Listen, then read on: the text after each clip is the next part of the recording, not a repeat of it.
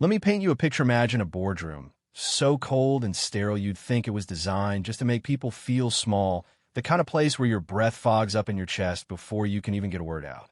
That's where I found myself, 23, wearing a blazer from Goodwill that didn't quite fit and shoes I'd polished so hard the scuffs barely showed. The mahogany desk in front of me could have paid my dad's rent for half a year, and behind it sat Daniel K. Harrington, CEO of Harrington Aerospace, with a nameplate that looked heavier than my student debt. I could see my reflection in its shine, nervous, out of place, but holding tight to a resume that was more hope than paper at that point. They say first impressions matter, but no one warns you what it's like when the first thing out of the CEO's mouth is, "You're Javier's kid, a janitor, right?" Yeah, that happened. I heard a couple of suits snicker off to the side. And it was like all those years I'd spent studying engineering by flashlight while my dad was mopping those very floors didn't matter at all.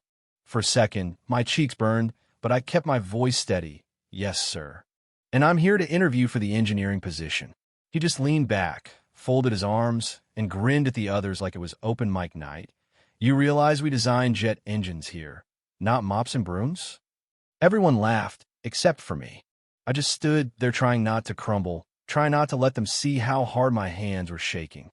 And then because I guess every villain needs a little sport, Harrington slides this blueprint across the table. "Tell you what," he says, "this is a turbine design we've been stuck on for months. If you can solve it in the next 5 minutes, I'll hire you on the spot." I could feel the air shift, every engineer in that room suddenly real quiet, glancing at each other because they knew what I knew. This was a setup, a trick, a test designed for me to fail and for them to say, "See, the janitor's daughter can't hack it." The numbers on the blueprint blurred for a moment, my pulse thumping in my ears so loud I couldn't think straight, and for a split second, I wanted to just run. But then something in me clicked, you know? Maybe it was all those nights listening to my dad talk about doing a job, right even when nobody's watching, or maybe it was just the pure stubbornness I got from my mom's side of the family. But either way, I grabbed the pen. My hand moved almost on its own, crossing out equations, reworking airflow, scribbling in the margins, following the math not just with my head, but with all those years of fighting for a place at the table. I swear, you could have heard a pin drop. After 4 minutes, I slid the paper back across the desk. For the first time, Harrington's smirk Fedetta read my work, his eyes narrowing, then widening. He handed it off to one of his senior engineers, a guy named Coleman. I think I looked at it, then looked at me like I just walked on water. "She just fixed the combustion instability," he said, almost in a whisper. "This designate's better than ours." You ever see a room full of people realize they've been underestimating someone their whole lives? It's a look I'll never forget. I stood up a little straighter and said, "My father cleaned these floors so I could study. He gave up everything for me to learn. And while you were laughing at me, I was memorizing every engineering textbook I could find in your lobby." You know what I mean? That was the moment everything shifted. Harrington stared at me, and for the first time in his life, the great Daniel K. Harrington had to swallow his pride. He stood up, smoothed his tie, and said right in front of everyone, "You're hired." And I was wrong. I wanted to laugh and cry all at once. But mostly I just felt vindicated. Like all those years of being overlooked had been leading to this exact second. Here's where the story takes a turn, not just for me, but for the whole company. 5 years down the line, that engine design I fixed in 5 minutes, it revolutionized the entire aerospace industry. Harrington Aerospace went from struggling to leading, and somehow I found myself as chief engineer, my own office looking down on the same parking lot my dad used to sweep.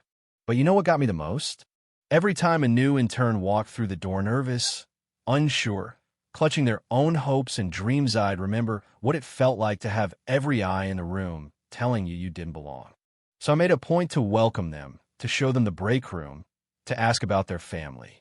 Because the truth is, it doesn't matter where you come from, what your parents do, or what kind of blazer you can afford. It matters what you do when people laugh at you. It matters how you answer when the door of opportunity opens and everyone else is betting you'll fail. You'd think the story would end there, right? Girl proves herself, gets the job, changes the world, a nice, neat little bow. But life's never that clean. There was this one guy, Marcus, who started out as a skeptica, mid-level engineer who'd been with the company since before I was born. At first, he resented me, called me charity case behind my back, always finding ways to pick apart my work. But then, one night during a major project deadline, the whole system crashed, and it was Marcus who came knocking on my office door, desperate for help. We ended up pulling an all-nighter, talking about everything from fluid dynamics to our parent sacrifices. Turns out, his dad was a truck driver who never finished high school. By morning, Marcus had become my biggest supporter.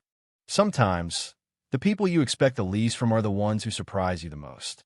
That's the thing about underdogs, about people like me, like my dad, like Marcus. We don't just work harder, we fight for every inch.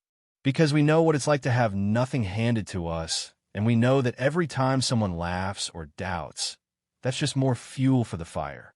I still keep that thrift store blazer in my closet, just as a reminder. Every scratch, every coffee stain, it's proof of where I started. So here's my question for you: if you'd been in my place, sitting across from a table full of people waiting to see you fail, would you have backed down, or would you have stood your ground and shown them what you're made of? Ever had someone judge you before they knew your story? How did you prove them wrong? Drop a comment below, because I want to hear from the real fighters, the quiet rebels, the ones who turned out in a triumph. And if you want more jaw-dropping stories about underdogs flipping the script, hit like, subscribe, and ring that bell. Let's keep this conversation going, because you never know who's going to change the world next.